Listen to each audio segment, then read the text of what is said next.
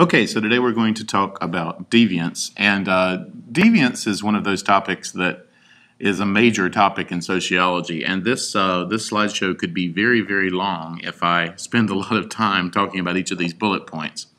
And so let me just go ahead and warn you now that I'm going to go through this fairly quickly, and you should go to your book to see more on these things, because I've got to keep this under 30 minutes to make it where you can download it in a reasonable amount of time.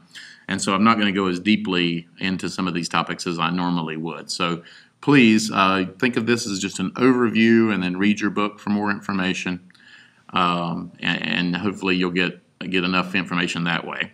That's looks like a pretty deviant fellow there on the front, but we'll talk about how he may be or may not be.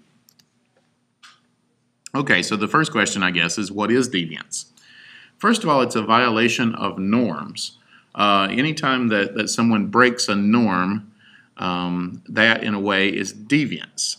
But deviance is variable. It's not always the same.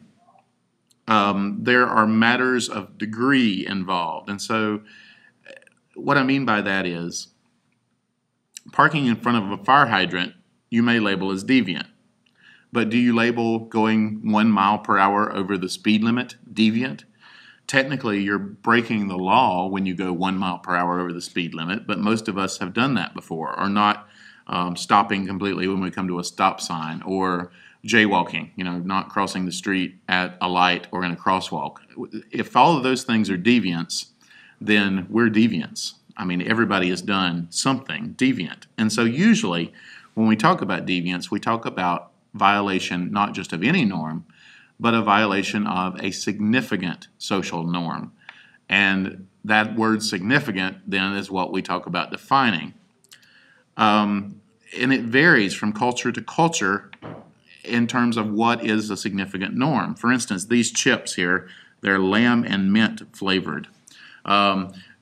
If I walk down the street eating these in the United States, that might be seen as being deviant, because that's not a flavor of chip that we eat here.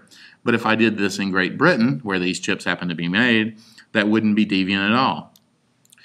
Also, things change over time as far as deviance, not just place. Here's Angelina Jolie, and if you notice there on her arm, you will see a tattoo. Tattoos used to just be for sailors and people in prison. Those were the only people really in society who wore tattoos, or members of outlaw biker gangs. Now, tattoos have become completely acceptable in society, and so it's no longer deviant to have a tattoo. Whereas if this had happened in the 1950s, particularly with a female, that tattoo would have been a symbol that this was an outcast. So deviance changes over time because norms change over time. And they can change according to the social situation that you're in. If this guy came to class dressed like this, I would definitely say he's probably being deviant. But if I tell you that this is in New Orleans at Mardi Gras on Bourbon Street, then all of a sudden his dress is not all that outlandish. If you've ever been to Mardi Gras in New Orleans, you would know that this is actually a fairly common occurrence. In fact, that's a tame costume compared to some others that I've seen on Bourbon Street. And so deviance is even somewhat variable according to where you are at the time. Now, sometimes you can go over the top with any kind of behavior, and most cultures will call that deviant. This lady, I guess, has so many piercings and so much tattooing that even though both piercings and tattooing are both acceptable in our culture, it's a matter of degree as far as how much of that behavior is acceptable. There's a line, in other words, that we set as society where breaking a norm becomes deviant significantly. And I would think with this person that you could definitely argue that that's true. So the thing I'm trying to get across is it's all relative. It's about a violation of norms, but it's really a violation of significant norms. And exactly what significant means is going to vary by time, by degree, by where you are in the world, etc., just like norms vary. And then finally, the last thing about just definitionally what deviance is crime. And crime is a special kind of deviance. And what makes crime special is that in crime, the deviance that's being performed is punished by legitimate authority. people like the police, the government, etc. So if it's a norm that's being broken, usually a law that's being broken, that is punished in some way by legitimate authority, police, etc., then it's called a crime. So there's lots of theories for why people are deviant. Many of these revolve around biology. For instance, there's some theories that say that men are more deviant than women naturally, simply because of higher levels of testosterone and because of greater physical strength. They're more likely to get involved in physical altercations than women are, or at least if they're involved in more physical altercations, that they do better, do more damage. There's also theories revolving around chromosomal and hereditary theories for deviance, that you inherit deviant tendencies from your parents, or that sometimes in the case of men you actually inherit an extra Y chromosome, causing you to be what's called a hypermale, where you have even higher levels of testosterone. And when you look at the U.S. prison population, there's a lot of support for these theories, because there are a lot more men than women in prison. And the men that are in prison, you find more men in prison with that extra Y chromosome by far than you would just in men in the general population who are not in prison. So there's a lot of support for biology. There's also support for psychological reasons for why people are deviant. Usually these go around mental illnesses or personality disorders that cause people to be deviant for one reason or another. Obviously, abnormal psychology is a field that is concerned with deviant acts that are caused by something mental that's going on. It's called abnormal. That's another way of saying deviant, actually. And then finally, there are lots of sociological reasons for deviance. This is the least intimidating looking gang I've ever seen, by the way, but there's quite a few theories that say that it matters what social groups you belong to as to whether or not you're going to be deviant. And since this is a sociology class, we're going to look at a few of those more closely. Okay, a few things you need to know in general about sociological reasons for deviance. The first is that norms vary depending on where you are. Oh, this picture is scary. This is me at my first birthday party. That's me with the pointy hat on. I put this up there to show you not me so much as how everyone else is dressed. All the other older women in the picture, my mother included there on the left, are dressed in the way that you'd be dressed in the right around when the 60s turned into the 70s. And you notice the wood paneling on the wall. And this picture, if it were taken today, would probably involve a lot of deviance. Back then, this was completely normal dress. These were normal hairstyles, etc. So deviance changes over time, just as norms change over time. Here's another example. This actually is from a shop in Amsterdam, and let you take in what you see there for a minute. That's not two-way glass. This is, in fact, a toilet in a shop window with completely clear glass. In the United States, the idea of using the bathroom in the public, putting it in a shop window that way, even in a city like San Francisco or one of the more open, I guess you'd say, cities in the country, that would still be deviant. In Amsterdam, maybe not, because their society is very, very open to alternative lifestyles, I guess you'd say, and to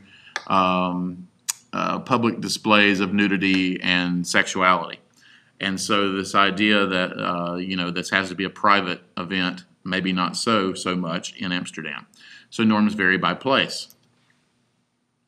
Another important thing you need to remember is that other people define you as deviant. You don't define yourself as deviant. And that's important because nobody sets out to be a deviant, or in most cases they don't, unless they're just trying to be, a rebel or whatever. It's other people who are going to tell you that you're being deviant. Nobody sets out to do it. And so that matters because power and control and who you are and how much money you have and what your position in society is are big factors in whether other people are going to label you as deviant. The more money you have, the less likely you are to be labeled as deviant. What do we call rich people who are a little odd? We don't call them crazy as we would if they didn't have a lot of money. No, we call them eccentric. And so you have to keep that in mind. This is something the conflict theorists really focus on. And so let's look a bit at each of the three theoretical perspectives on deviance, starting with the functionalists, then we'll talk about the symbolic interactionists, and then finally the conflict theorists. Durkheim has one of the most important theories on deviance, and his theory on deviance is that deviance really holds society together, because what it does is things that are deviant, or society calls deviant, help us to know what deviance is. And so if society holds people out as being deviant and says this is wrong, then for the rest of us in society it clarifies exactly what that norm is. For instance, here, this is an organization, a religious organization in Kansas, and you can see here on their shirts what their website is, and yes, that does exist, and yes, it is a church. This is the same organization that went around to funerals of soldiers coming back from Iraq and held up signs that said things like, "God hates you," "Your son or daughter died because of the United States' political policies," and basically, picketed the funeral. And this caused a lot of people to say, well, this is too far. This is taking your religious beliefs way too far. And so a lot of society would label that sort of thing as being deviant, even though this church would say that they're actually fighting against deviance as they see it. A lot of people would say that that church in itself is deviant. And so these kinds of conversations that we have as a society clarify exactly what our norms and values are, which is an important thing. Responding to that deviance then actually helps to clarify our morality. So here's an example. This is from the movie A Scarlet Letter, I guess, because that's, what's her name, Demi Moore. But the character that she's playing is Hester Prynne, who was a character in this book, The Scarlet Letter, who had an affair, happened to be with a preacher, by the way. And as a result of this affair, she had to wear around a red scarlet letter A on her clothing at all times. It was a stigma, actually, that was being attached to her, telling people that for the rest of her life that she was an adulteress and that she was to be shunned by society. By doing that, whether you agree with that particular morality statement or not, in Puritan society, that helped to clarify for the rest of society what was deviant, in this case, adultery. And all of this, by responding to it, by having conversations about what's deviant and what's not, that helps to hold the rest of us together, according to Durkheim. So these are all good, positive things about deviance that Durkheim talked about. And the last one was that if it wasn't for deviance, we'd have no social change whatsoever. This is obviously the famous scene from the Civil Rights Movement with Rosa Parks refusing to give up her seat on the front of a bus in segregated Montgomery, Alabama, where it used to be that African-American black people were forced to sit at the back of the bus and segregated. If she and others like her had never been deviant, and I'm making air quotes around the word deviant, if they'd never done that, then that law would have never changed, and the civil rights movement would have never happened, and the women's rights movement would have never happened, and women still wouldn't be able to vote, etc. And so that's the last really positive thing that Durkheim points out, is that deviance helps people. It helps groups of people to get social justice. It encourages social change when there needs to be social change. Okay, another major functionalist theory about crime is Merton's strain theory, and I'm going to put this up here as a table because I think that's the easiest way to understand it. Merton said that in order to understand deviance, you had to look at a couple things. One was whether or not people accept the means or reject the means of achieving things in society. Society puts out goals for us. And if you can see in the background there, the goal that I put up there is money, but there are others. Society tells us we're supposed to want money, we're supposed to want to be happy, we're supposed to want to have a job that we love, we're supposed to want to be married, we're supposed to want to have kids. These are all goals that society has placed out there for us. And if you don't believe me, just watch commercials, they'll tell you. They'll tell you exactly what you're supposed to want. And so those are the goals of society. And so as individuals in this society, we can either accept the means of getting those goals, the ways of achieving them, or we can reject those means of achieving the goals. And so if you follow the rules, if you follow the norms and you don't break the norms, in other words, you accept the means of getting those things, Merton said you were a conformist. And a conformist was the only way of actually achieving goals legitimately in his theory. If you rejected the mean, well, let me give you a picture of what a conformist would look like. Somebody who's playing by the rules, achieves something in their field, and is recognized by their peers. That's what I'm trying to get across on that picture. That's a conformist, and that's the only non-deviant in this whole scheme. But you also can accept those goals, but reject the means of getting them. Merton called these people innovators. They accepted the goals, they want the money, they want the happiness and all that, but they reject the norms. They reject the means of getting those things, and they find their own ways of getting those things. Merton called these innovators, but a much more common term would actually be criminal. Criminals are people who want the goals of society. They want the money, they want the power, they want the fame, they want the nice house, but they take other ways of getting those things rather than playing by the rules, rather than doing the things that society tells them to do. So they steal the money instead of earning it. Merton called that category an innovator, and that is definitely someone who's deviant. But there's another whole way you can go. You can actually reject the goals themselves. You can say, I don't care about the money, I don't care about the fame, I don't care about any of that other stuff. I reject everything that society is telling me I'm supposed to want. So what kind of person would it be who rejects those goals but actually accepts the norms of behavior for getting those things? According to Merton, this is called a ritualist, somebody who's just going through the motions. They hate their job, they hate what they're doing, and they've given up on ever being happy, ever being successful and moving up in society. But they still go through the motions just out of habit. So they go to work every day even though they see no point in it. They play by the rules. They're not doing anything wrong as far as society is concerned, except that they've totally given up on those goals that they're supposed to want. That's what's called a ritualist. And according to Merton, that's just as deviant as a criminal, because you're rejecting the goals of society, even though you're accepting the means. The last thing in this table is what Merton called a retreatist. A retreatist rejects everything. They don't want the goals, and they want nothing to do with the rules of society. The best example of this probably is, the hippie subculture, the people who drop out. You could also argue that some militia groups are the same. People who just drop out of society completely and say, I want nothing to do with your goals. I want nothing to do with the means of getting those goals.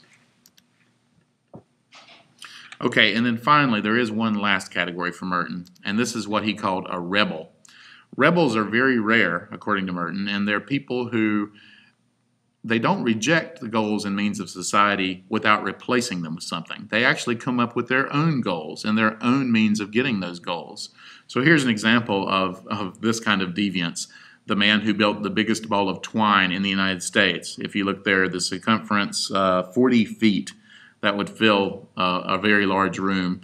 Weight of 17,400 pounds. So that's an example of what Merton would call a rebel, someone who comes up with their own goals and then their own ways of getting those goals. It's still a deviant person. This is not something society would necessarily accept, but it's a different category altogether. Okay, then very quickly I want to go through some of the symbolic interactionists and their theories for why deviance exists. First is labeling theory, and according to labeling theories, it's not the action itself that people do that's deviance, it's the response of others to that action that makes it deviant or not. And there's two ways that we can go as a society when we're responding to other people. We can say, well, that's just different, that's just that person being different, or some invisible line is crossed and they're actually labeled as deviant. If they're seen as really, really deviant, then they might get what's called a stigma. And a stigma is a label that follows you for life. It's something that excludes you from groups and excludes you from society itself. Even sometimes the scarlet letter where she had to wear around the A is a really good example of what a stigma would be. If you're accused of being a sex criminal and you're put on the sex offenders list that anyone can look up on the internet and see your name there, that's another good example of a stigma. It's going to follow you the rest of your life. and it's going to cause you to be excluded from many groups and sometimes even from society itself. And then finally, there's the issue of medicalization of deviance. Labeling theorists love to look at all of this, about how it's society's ideas about things that change over time, not the things themselves. And so alcoholism, for instance, which used to be considered a personal problem, has been medicalized, and now alcoholism is considered a disease. And what happens is when we medicalize things that had previously been thought to be personal problems, it takes away the stigma. It takes away the idea that you're being deviant. It's all of a sudden a sickness, because we can't fault sick people for being sick. That doesn't make them deviant, it makes them sick. And so alcoholics are now considered sick. People with depression are considered to have a medical problem. People who are hyperactive as children are not just hyperactive, or there's not something wrong with them, that they're deviant. They have a medical problem, and so we put them on Ritalin or similar drugs. That's what's meant by the medicalization of deviance, and it has to do a lot with those labels that we attach as society. There's a few more symbolic interactionist theories for deviance you should know. The first is called control theory. And control theory basically says, you can read more in your book, but that there are certain factors according to the groups that you belong to in society that make you more or less likely to do deviant things. And there are 4 categories that influence whether or not you're going to do deviant things: attachment, opportunity, involvement, and belief.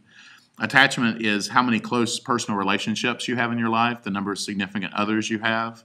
Opportunity simply means how much you're around deviant possibilities. So if you're a child molester, if that's your particular kind of deviance, you wouldn't want to work in an elementary school, because obviously you have the opportunity to be deviant every day. If you're a kleptomaniac, you don't want to work in a bank. If you're a person who has a tendency to embezzle, you don't want to handle other people's money. That's the idea there, that opportunity matters. Attachment, I guess I should go back and say, is the more personal attachments you have, the less likely you are to be deviant, because you think about those other people who are important to you in your life and what your deviance might do to them. So maybe you want to go rob a bank, but you have a child at home that is counting on you for support. If you rob the bank, you might get put in jail, and then what would happen to your kid? So it tends to make you less deviant if you have more of those attachments. Another thing that makes you less deviant is involvement, and we're talking about involvement in certain organizations in society. It could be a church, it could be a civic group, etc. The more involved you are, the less likely you are to be deviant. The theory there is, the reason for that is that the more involved in society you are, the more that you accept society, the more that you feel like you're a part of it, the less likely you are to go against it. And then finally, belief. What they mean by that is that people who believe, and we're not talking here just about religion. It doesn't have to be God or the concept of God that you believe in. You can believe in other people. You can believe in anything. That very act of believing in something outside of yourself apparently makes people less deviant. And again, it's not just religion. There are certain people who just have trouble believing in things. They're cynical. They don't believe in the whole idea of belief, if you will. And for some reason, that does tend to make people more deviant. And then finally is the theory of differential association. And this is the easiest one of all. Differential association simply says that if you hang out with deviant people, you're more likely to be deviant yourself. In other words, the crowd that you hang out with, that you associate with, has an effect on whether or not you become deviant. It makes a difference who you associate with.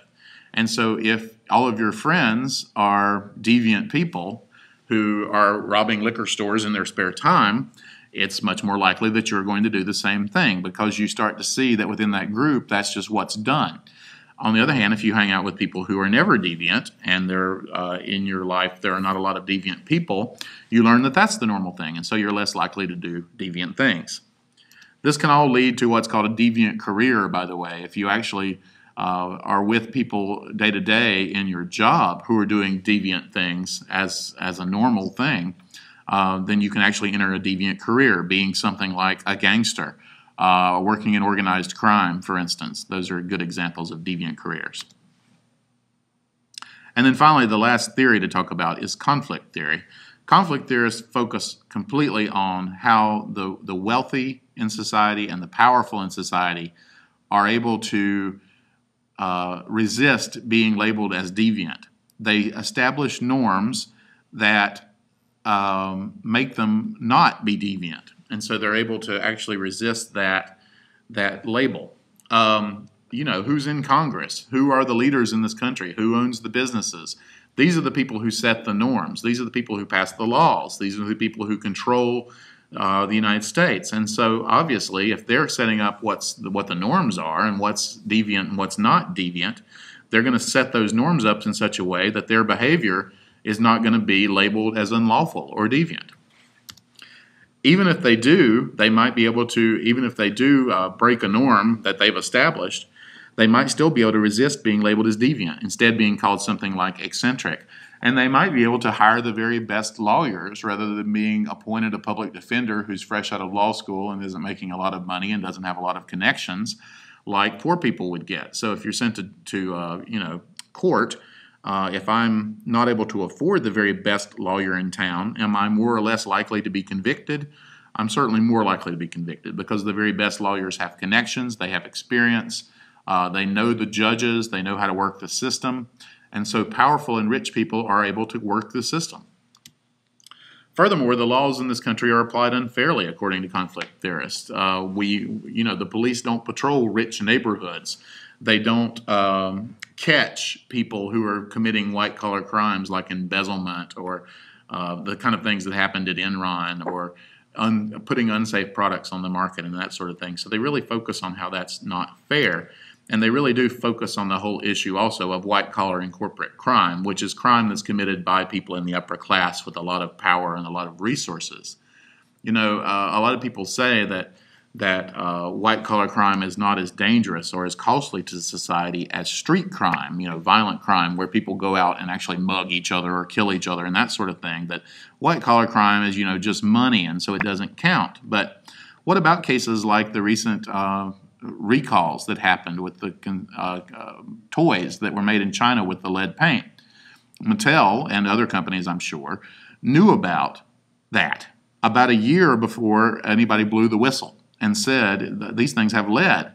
Mattel knew that this was being done, and they went ahead with it because they had to keep the prices down in order to keep people buying these goods, and so they made them in China even though they knew it was unsafe to do so. There were probably children who were damaged by that action, large numbers of children. And so white-collar crime can actually hurt large numbers of people, whereas street crime tends to be focused on, just whoever the victim is in that particular instance. Another very famous case of this is the Ford Pinto case, where Ford Motors put out a car and it was found out that the gas tank was placed in such a way that when the Pinto was hit from behind, it blew up. And so if you even had a minor collision with someone rear-ending you, it would blow up and you'd die. And Ford Motor, of course, found out about this, and then it was troubling. And so they did an analysis to see what would happen, how much it would cost to recall all of those cars and fix them. But it was going to be very expensive, about $2,000 per car, because they had to completely move the gas tank, which is not a small fix. And so it was decided in a boardroom that rather than recall the cars, that they would just leave them on the road and pay off the families who sued them for wrongful death, because it would be cheaper to pay even for 10,000 people who died than it would to recall some millions of cars. And so they made the decision that in order to save money, they would just let the deaths occur. So that is a good example of white-collar crime that actually caused deaths by putting an unsafe product on the market knowingly. Conflict theorists say that that's a real problem and it doesn't get enough attention in society.